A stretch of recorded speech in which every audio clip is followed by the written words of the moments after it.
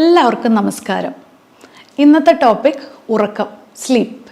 ഉറക്കം വളരെ ഇമ്പോർട്ടൻ്റ് ആണ് അല്ലേ? നമ്മളുടെ ജീവിതത്തിൽ നല്ലൊരു ഉറക്കം കഴിഞ്ഞ് എഴുന്നേറ്റ് കഴിഞ്ഞാൽ നമുക്ക് നന്നായിട്ട് പ്രൊഡക്റ്റീവായിട്ടുള്ള ഒരു ഡേ നമുക്ക് കിട്ടും.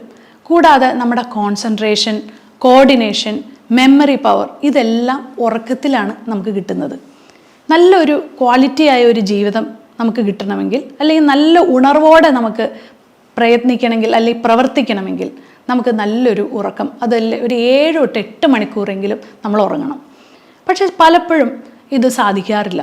സാധിക്കാതെ വരുമ്പോൾ പല രീതിയിലുള്ള പ്രശ്നങ്ങൾ, ശാരീരികമായിട്ടും മാനസികമായിട്ടുള്ള പല പ്രശ്നങ്ങൾ നമ്മളെ അലട്ടുന്നു.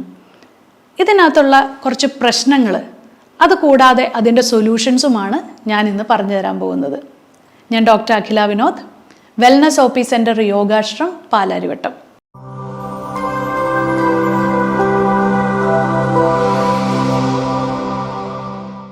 ഇപ്പോൾ എൻ്റെ യോഗാശ്രമിലേക്ക് വരുന്ന പല പേഷ്യൻസ് പറയുന്ന കുറച്ച് കാര്യങ്ങൾ ഞാൻ പറഞ്ഞു തരാം. അതായത് അവർ പറയുന്നത്, അവർക്ക് യാതൊരു രീതിയിലും ലൈഫിൽ യാതൊരു രീതിയിലുള്ള പ്രശ്നങ്ങളും ഇല്ല. പക്ഷേ അവർക്ക് ഒരു വൈകുന്നേരമായി കഴിയുമ്പോഴത്തേക്കും, അവർ ചില സമയത്ത് ഉച്ചയുറക്കം അവർ വളരെ മസ്റ്റാണ്. പക്ഷേ വൈകുന്നേരം ആയി കഴിയുമ്പോഴത്തേക്കും അവർക്ക് ഉറക്കമേ കിട്ടുന്നില്ല. അതൊരു വിഭാഗക്കാർ.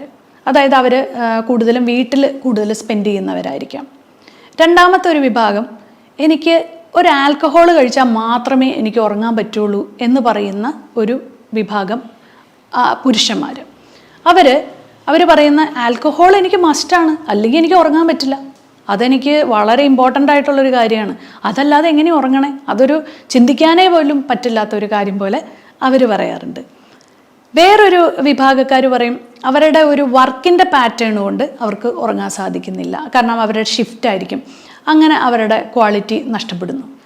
നമുക്ക് ചില കാര്യങ്ങൾ നമുക്ക് മാറ്റാനായിട്ട് സാധിക്കില്ല, കാരണം അവരുടെ വർക്കിൻ്റെ ഒരു പാറ്റേൺ കൊണ്ടുള്ളത് നമുക്ക് മിക്കപ്പോഴും സോൾവ് ചെയ്യാൻ പറ്റാത്ത ഒരു വിഭാഗമാണ്. പക്ഷെ എന്നിരുന്നാലും അവർക്ക് ഒരു ബ്രീത്തിങ് എക്സസൈസും അല്ലെങ്കിൽ റിലാക്സേഷൻ ടെക്നിക്കും കൊടുത്ത് അവരുടെ ബ്രെയിനിനെ നമുക്ക് റിലാക്സ് ചെയ്യാനായിട്ട് സാധിക്കും. അതിനകത്ത് ഒരു പോംവഴി ഇല്ല എന്ന് പറയുന്നതിൽ അർത്ഥമില്ല, അതിനകത്ത് പോംവഴിയുണ്ട്. പക്ഷെ അത് വേറെ രീതിയിൽ നമ്മൾ ബ്രെയിനിനെ റിലാക്സ് ചെയ്യിപ്പിക്കണം.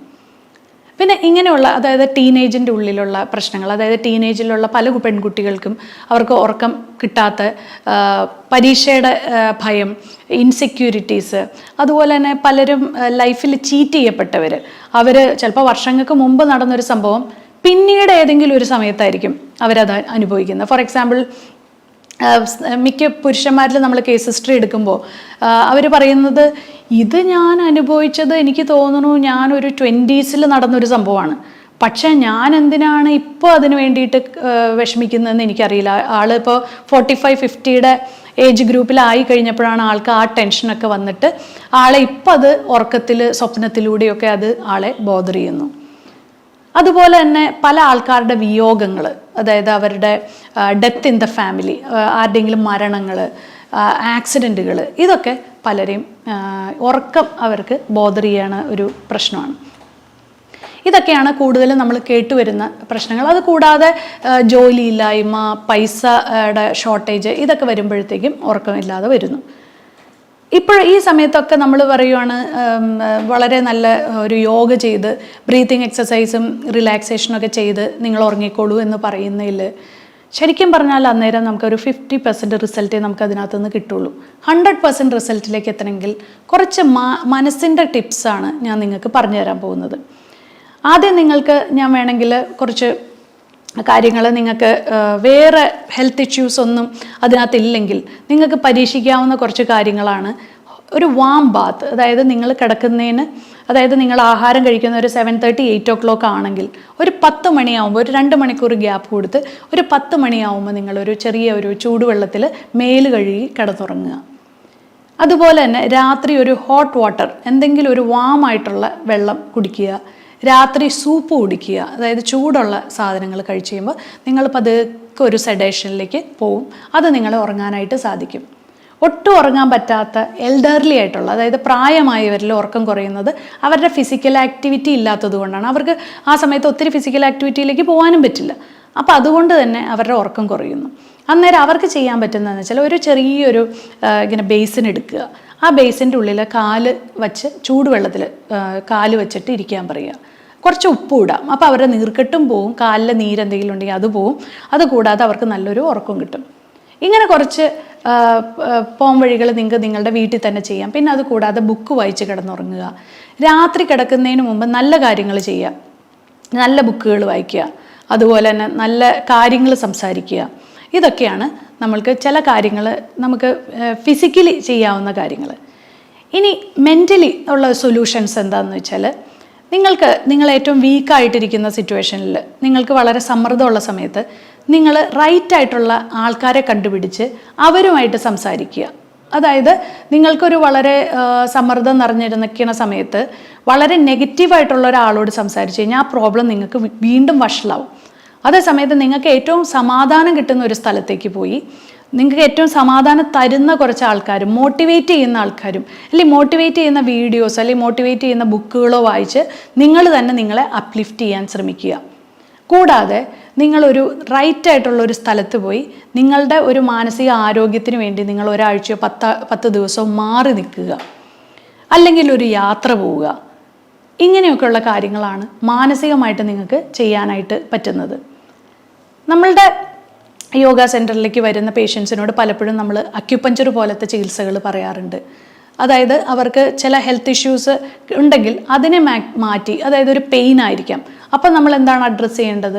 നിങ്ങൾക്ക് നിങ്ങളുടെ അടുത്തുള്ള ഏതെങ്കിലും ഒരു ഹെൽത്ത് എക്സ്പേർട്ടിനോട് ചോദിച്ച് നിങ്ങളുടെ പെയിൻ മാറ്റാനായിട്ടുള്ള ഫിസിയോതെറാപ്പിയോ അങ്ങനെ എന്തെങ്കിലും കാര്യങ്ങൾ ചെയ്ത് നിങ്ങളുടെ പെയിനെ മാറ്റിയിട്ട് നിങ്ങൾക്ക് ചിലപ്പോൾ ആ പെയിൻ ആയിരിക്കും, നിങ്ങൾക്കൊരു ബാക്ക് പെയിൻ ഉണ്ടെങ്കിൽ ഉറങ്ങാൻ സാധിക്കില്ല, അപ്പോൾ ആ പെയിൻ മാറ്റുക. അപ്പം നമ്മൾ കണ്ടുപിടിക്കുന്ന ഒരു കേസ് ഹിസ്റ്ററി എടുക്കുമ്പോൾ അവർക്ക് എന്തെങ്കിലും പെയിൻ ഉണ്ടോ, അല്ലെങ്കിൽ അവരുടെ ലൈഫ് സ്റ്റൈല് ശരിയാണോ, അവരുടെ ഡയറ്റിൽ എന്തെങ്കിലും പ്രോബ്ലം ഉണ്ടോ, ഇതെല്ലാം റെക്ടിഫൈ ചെയ്ത് ആ മൂലകാരണത്തിനെ സോൾവ് ചെയ്യുമ്പോൾ ഓട്ടോമാറ്റിക്കലി അവർക്ക് ഉറക്കം വരും. ഇത് വളരെ ജനറലായിട്ടൊരു കാര്യം. ഞാൻ നേരത്തെ പറഞ്ഞ കുറച്ച് കാര്യങ്ങളെന്ന് പറഞ്ഞത് ഈ പറഞ്ഞ പോലെയുള്ള ഫിസിക്കലായിട്ട്, ഇപ്പോൾ എൽഡർലി ആയിട്ടുള്ള ആൾക്കാർക്ക് ചിലപ്പോൾ ഇങ്ങനത്തെ ഒരു ഹെൽത്ത് ഇഷ്യൂസും ആയിരിക്കില്ല, അവർക്ക് ഫിസിക്കൽ ആക്ടിവിറ്റി ഇല്ലാത്തതുകൊണ്ട് അവർക്ക് ഉറക്കം കിട്ടുന്നില്ല. അപ്പോൾ ഇതെല്ലാം ഒരു കോമൺ ആയിട്ട് ഒരു ജനറൽ ആയിട്ടുള്ള കാര്യങ്ങളാണ്. നമുക്ക് കുറച്ചും കൂടെ സ്പെസിഫിക് ആയിട്ട് ചില കാര്യങ്ങൾ ഡെഫിഷ്യൻസീസ് ആണ് സ്പെസിഫിക് ആയിട്ട് പറയാനുള്ളത്. നമുക്ക് വൈറ്റമിൻ ഡി കുറഞ്ഞു കഴിഞ്ഞാൽ, അതുപോലെ തന്നെ മഗ്നീഷ്യം, ഇങ്ങനെയൊക്കെ ഉള്ള കുറച്ച് കാര്യങ്ങൾ നമ്മളുടെ ശരീരത്തിൽ, അതുപോലെ തന്നെ സിങ്ക്, സെലീനിയം, ഇങ്ങനെയുള്ള കുറച്ച് മിനറൽസുകൾ നമ്മുടെ ശരീരത്തിൽ കുറഞ്ഞു കഴിഞ്ഞാൽ അത് പല രീതിയിൽ നമ്മളെ ബാധിക്കും. നമ്മുടെ ശരീരത്തിന് വേദനയുണ്ടാവും, നീർക്കെട്ടുണ്ടാവും, അതുകൂടാതെ നമ്മുടെ ഉറക്കത്തിനെ ബാധിക്കും.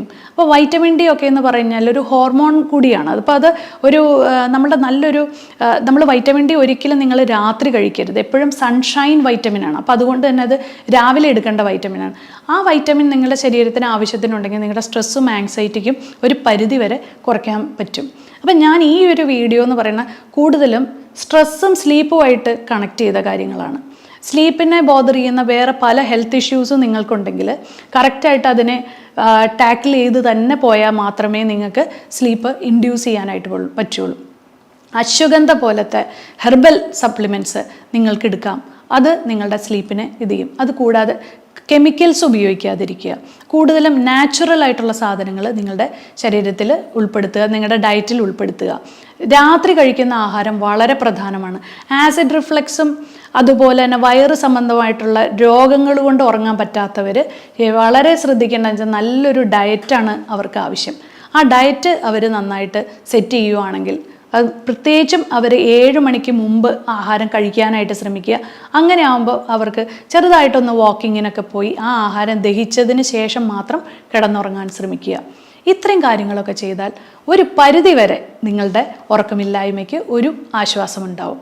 അതല്ലെങ്കിൽ ഒന്നും നിങ്ങൾക്ക് ഫലിക്കുന്നില്ലെങ്കിൽ തീർച്ചയായിട്ടും നിങ്ങളൊരു എക്സ്പേർട്ടിനെ കണ്ട് ഇത് റെക്ടിഫൈ ചെയ്യേണ്ട സമയമായി. അപ്പോൾ ഇനി ഇതുപോലെയുള്ള രസകരവും ഇൻട്രസ്റ്റിങ്ങുമായിട്ടുള്ള കുറച്ച് ഫാക്ട്സും അതുപോലെ തന്നെ അതിൻ്റെ പോംവഴികളുമായി ഇനിയും കാണാം.